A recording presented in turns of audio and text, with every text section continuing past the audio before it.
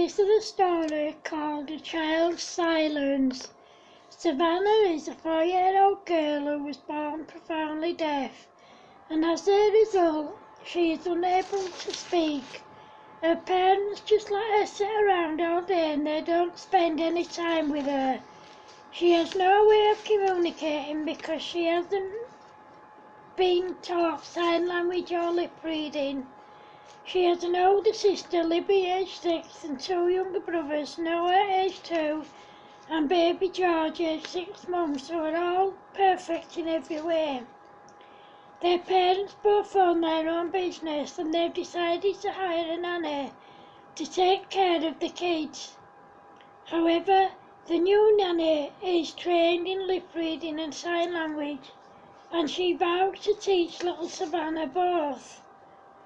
When she tells Savannah parents this, they tell her not to bother because she will be wasting her time. Excuse me. Joanne gives it a go anyway, and in no time little Savannah was communicating through sign language. Her parents couldn't understand her, so they didn't take any notice of her when she tried to talk to them in sign language. When she started school, because she was deaf, she didn't make any new friends because no one could understand her when she used sign language. Her parents have never got her fitted with hearing aids because they didn't see the point, as they didn't think they'd make a difference.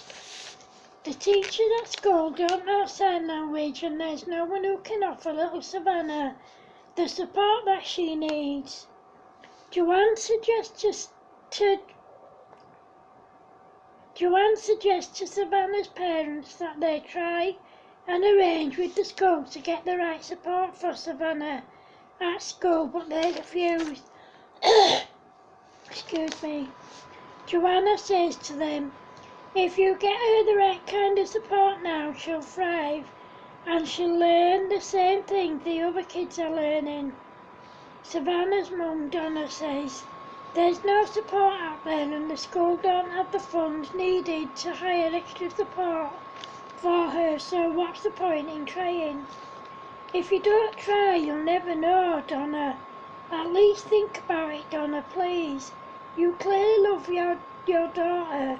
Then Savannah's dad, Christian, said, she's right, Donna. We could at least try. She is our daughter after all, and she's already shown us that she's quite bright. I mean, look at how fast she picked up sign language. Oh, all right, we'll give it a go. You won't regret this, guys. You'll see. A couple of weeks later, the new support teacher started working with little Savannah. However, the new support teacher didn't last long because she was pregnant and she would be leaving in a few weeks. During the time she worked with Savannah, she got to know her quite well and she soon realised that she had a very funny and bubbly personality. When it came time for her to go on maternity leave, she was sad to leave, but she'd become friends with Joanne and Savannah's parents, so they all kept in touch. Another support worker started working with Savannah, but unlike the first one, Susan, she was quite impatient with Savannah, and she was very bad-tempered too. Little Savannah was quite scared of her, so they decided to let her go. The next support worker was recommended by Susan, and she had a couple of daughters in the same school too, but they were much older than Savannah. The more she worked with her, the more she got to know her. Then one day, Susan came to Savannah's house with her new baby daughter, Hope. She was behind Savannah when the baby started crying. Joanne was talking to Donna at the time and Savannah signed, "Why is the baby crying?"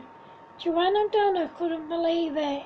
Joanne asked Savannah in sign language, "Savannah, how did you know that the baby was crying?" Savannah answered, "I heard her." Then Donna asked her, "Savannah, What else can you hear, sweetheart? Mummy, I can hear you all talking. I can't make out what you are saying, but I can hear your voices. Donna hugged her and then she phoned the doctor and made an appointment for Savannah, and he sent her for a hearing test. It turned out that she did have some hearing, but it was very limited. Then she was fitted up with hearing aids. After that she started to improve more and more. She even started saying a few words verbally. The doctors told her parents that she could have an operation that will enable her to hear much better and also speech therapy afterwards. About 3 months after seeing the doctor, Savannah had her operation. In no time at all, and with the help of hearing aids, at first she was hearing quite well. As time went by, she was able to hear more and more, and her speech was improving daily. She came on in leaps and bounds, both at home and at school. Of course, she still used sign language to communicate, because her speech was still quite limited. She was able to play with the other kids her age because she could now hear them. By this time her mum was pregnant again and she was really excited about becoming a big sister again. When the baby was born, it was a girl and she was named Isla. Thankfully, she was perfectly healthy in every way. Right from the start, Savannah was besotted with baby Isla. As time went by, Savannah's speech got better and better. She still wore her hearing aids, but she was just doing so well in every way. Then one day she started feeling really ill and she was rushed to hospital, where she was diagnosed with meningitis. Thankfully, she wasn't seriously ill and she was home within the week. They did tests and the meningitis hadn't affected her hearing at all. She made a full recovery and went back to school. Over time she continued to improve and it turned out that she was actually very bright. The end. Thanks for watching, guys.